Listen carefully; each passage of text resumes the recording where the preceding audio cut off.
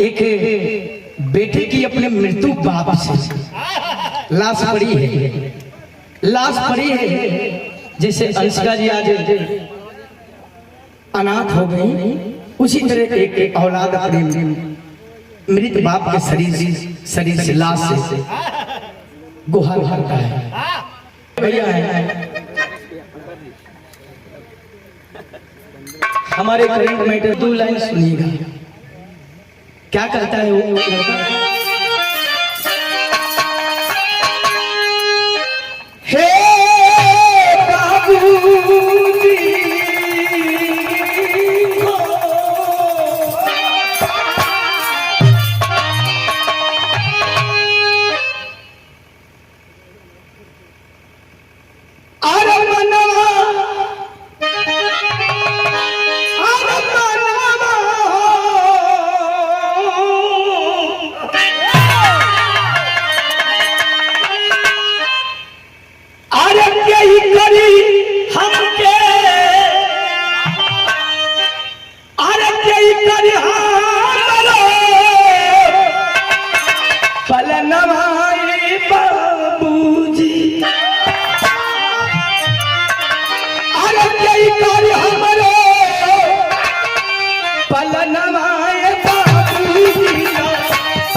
छोड़ी गई लगी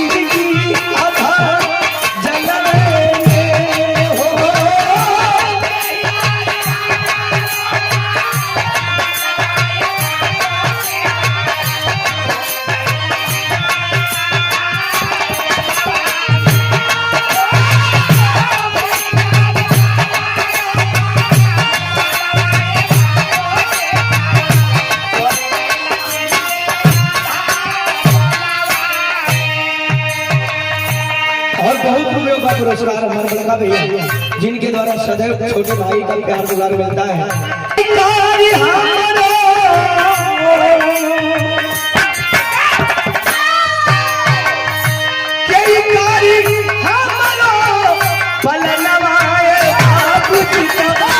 छोड़ी गई लगी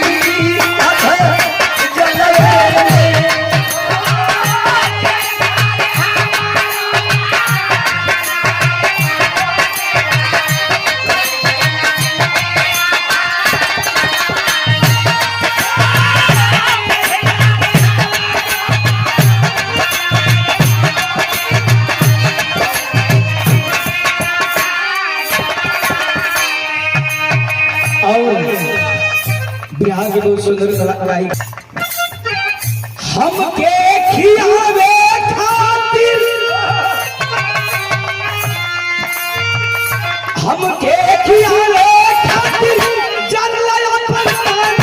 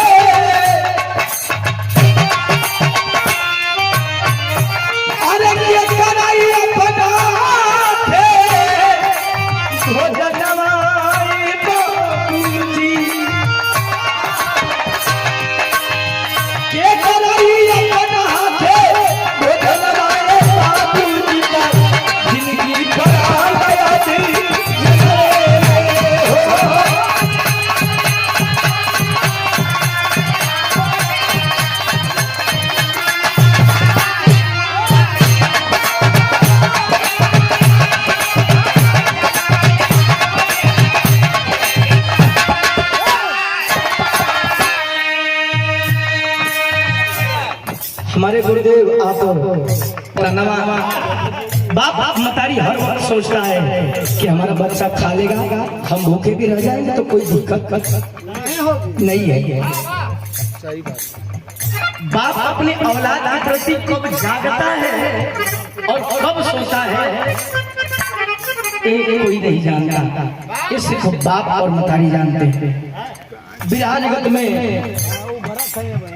एक सोनाली जी, बड़ी सुंदर आवाज हम शायद सुन ले,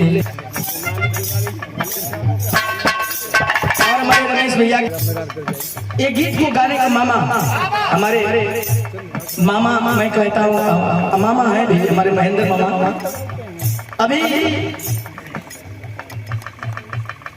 15 से 20 दिन हुआ होगा हमारे परिवार में,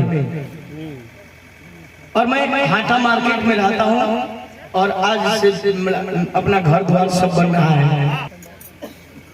मेरे बाप जो है मेरे पिताजी, मैं कार्यक्रम में था और मेरे पिताजी जो खाट से उतार गए थे और उनकी एक ही आवाज थी, मैं कार्यक्रम में था कि मेरे बुल्लू को बुला लीजिए एक बार। हमारे 3 भाई अभी घर पे थे, लेकिन बाप के लिए चारों चाहे कितनाओं औलाद हो एक समान होते हैं। मेरे पिता अभी जिंदा है तो मुझे कितना कष्ट है, और अंशिका जी के पिताजी इस दुनिया में नहीं है, जो कि पिताजी के लिए इन्होंने इतना किया, उन्हें कितना कष्ट होगा। और सारे दुनिया के औलाद के लिए उसके बाप अगर नहीं है तो उनके लिए कितना कष्ट की बात होगी। तो इसलिए एक लाइन मैंने अपनी कलम से लिखा था, अरे बाबूजी तुम्हारे पिता, अरे बाबूजी तुम्हारे पिता सुनो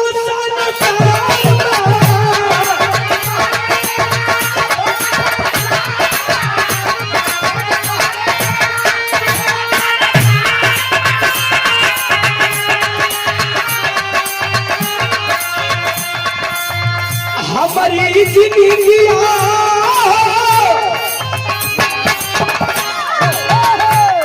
जिंदगी जैसे कोई प्रकार का,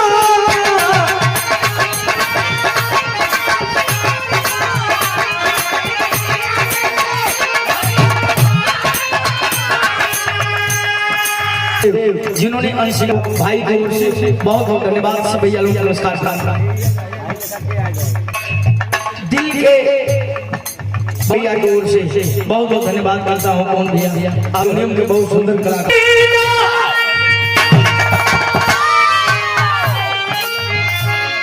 अरे बाबूजी तुम्हारा